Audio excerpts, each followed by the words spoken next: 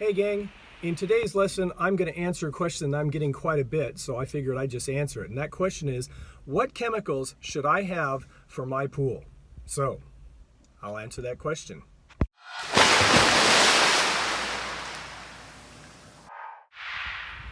Okay, so before I go any further, please remember to like and subscribe to this channel and share it with other people who have their own pools.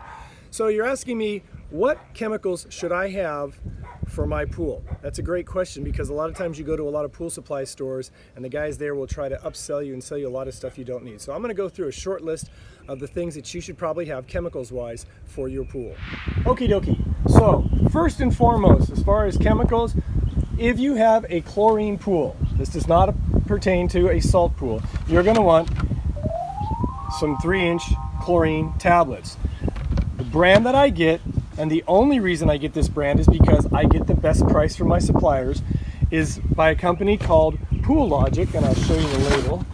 There it is, Pool Logic. They're 3-inch stabilized tablets, okay? So that's the first thing I have, but you can look online, look for the best deal. They're usually put together about the same way.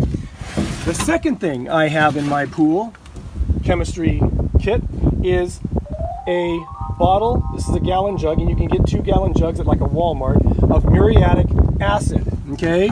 Muriatic acid. And again, that is what I use if my pH is too high, okay? My pH is too high.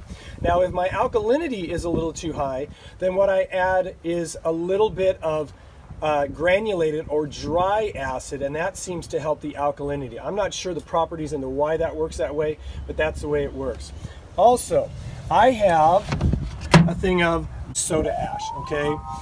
Soda ash is used to neutralize acid. So if your pH is really low or low, then you would add soda ash to neutralize the acidity in your pool, okay? The other thing I have in my bag of tricks is this. This is actually Super Algae Destroyer made by Pool Season, and it is Tri-Chlor granules. This is Tri-Chlor shock. This is what I use if I ever need to really boost the chlorine levels up quickly, or if I have a little bit of an algae problem. And again, I use phosphate remover for that and clean the filter and everything, but that can definitely help as well to kind of put a little snafu on the algae and give the pool a chance to recover. And then I also carry a bottle of PR 10,000. Now this, it doesn't really matter what brand you use. This one works best for me. This is phosphate remover. And so I use that occasionally to keep phosphates under control. And that is pretty much what I have in my bag of tricks. Now, if I have obviously since I have pools that have DE filters, I also have a bag of diatomaceous earth. But if you're looking for what you need chemistry-wise, that's pretty much it. Again, not a lot to keep in mind. So that was a simple lesson on the chemicals that I have when it comes to doing my pool and doing pools for other people.